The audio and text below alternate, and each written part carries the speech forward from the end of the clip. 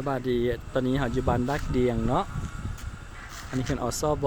เขามาเยี่ยมยามอสบเนาะมีเห็นร่างมีสิบปลายร่างขาทางเข้ามาเนาะอ๋อแม่ลูกออนไลน์อันพี่น้องกันมั้ยวะเเดี๋ยวซื้อข้าวยางหลอกบางๆนิดนึงเนาะอ๋อนี่ผักข้องเขาแบบปลูกเองปะแม่อสบปลูกผักคักไรเห็นเขาเจ้าบ้านเขาเจ้าอยู่นะนี่ผักเนาะปุกน้อยแถะปุกกินเนาะโอ้ตะปุกไล่เงืองเลยปุกธรรมศาสตร์เนาะอันนี้เนาะโอ้มันไล่มักเล่นนี่นะอันเป็นท้องนาบ้านทักเดียงอันนี้งามเนาะอันนี้เนาะคักเนาะฟ้ากระโตกอันนี้กำลังใหญ่อยู่ดักเดิมกำลังมันใหญ่อยู่นี่ก็มีร่างใหญ่นะ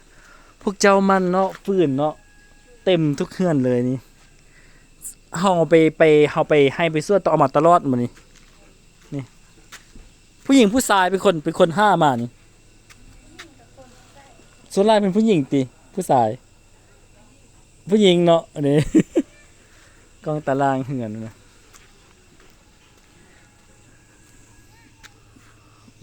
คักก็นั่นในเฮือนก็จะเล่าใหญ่ๆเป็นเฮือนโบราณตู้เนาะอันนี้ก็มีเรื่องนึง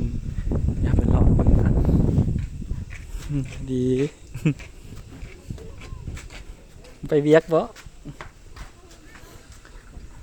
อ๋อสบายดีอ๋อบางเฮือนนี่เด้องามเนาะเฮือนเนาะสบายดี บ่ได้ไปสวนว่ามื้อนี้บ่ได้ไปอ๋อจะปลูกเฮือนใหม่เนาะเอาบ้านเฮาบ่ได้ไปงานดองอยู่อันดักโดมวะเป็นไงบ่อ๋อนี่ก็เจ้าค่าขวยซ้ำโตเนาะนี่ก็จะปลูกเฮือนงามขนาดเฮือนเรานะงามเลยเขาถ่ายมาไปเด้อนี่จะมีเฮือนนั่งยังไงเฮือนมันเป็นไม้ก็มีเนาะผสมผสานเฮือนงามเว้ยเฮือนไม้ก็งาม สวัสดีอายงามเนาะเฮือนเนาะพวกจักปีแล้วนี่เฮือนหลังนี้ไปเบิ่งวันนี้เขาจะก็เป็นเฮือนเป็นไม้ทุกเฮือนจะมีเฮือนหลังเป็นไม้ไม่สิแล้วก็มีเฮือนแบบเอกลักษณ์ของชนเผ่าเตรียงเขาตึงงาม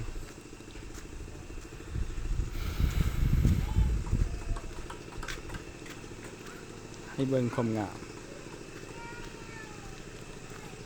นี่อะไรกันนี่เห็นบ่โคตรงามเลยนี่ก็มีสิป้ายครอบครัวเนาะแม่นี่ก็งามเลยพี่เจ้าบันดักเดียงกับไก่เตี้ยรักยางเข้ามานี่ขี่รถมาก็ขันตักตัวเมืองดักจริงมานี้เนาะก็ประมาณเกือบชั่วโมงปลายสุดใหญ่ชั่วโมงครึ่งชั่วโมง30คำยามฝนนี่มัน3ชั่วโมงแหละทางมันยาครับเป็นรถจักรอี4ชั่วโมงฮอดทำงานก็จะตุ่มมาก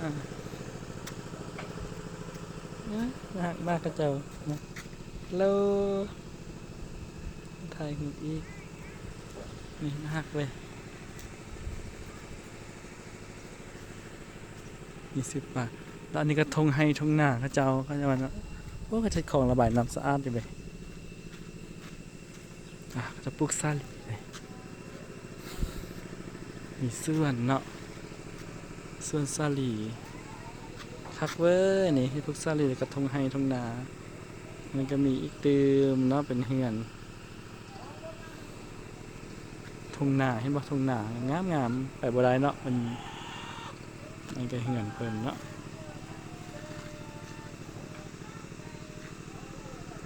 อุ่นเย็นดีแล้วเขาเจ้ากับมันทุกเฮือนต้องมีฟืนอยู่กองตารางเต็มนี่เบิ่งรถดุมันกลางบ้านซะงามเนาะยัง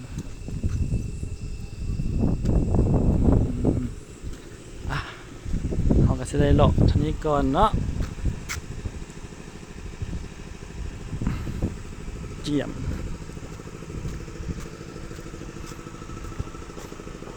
ไม่งามงาม อย่างดีอ่ะอันนี้ก็เป็นเงินเดี๋ยวเขากลับก่อนเจอกันใหม่ทริปหน้า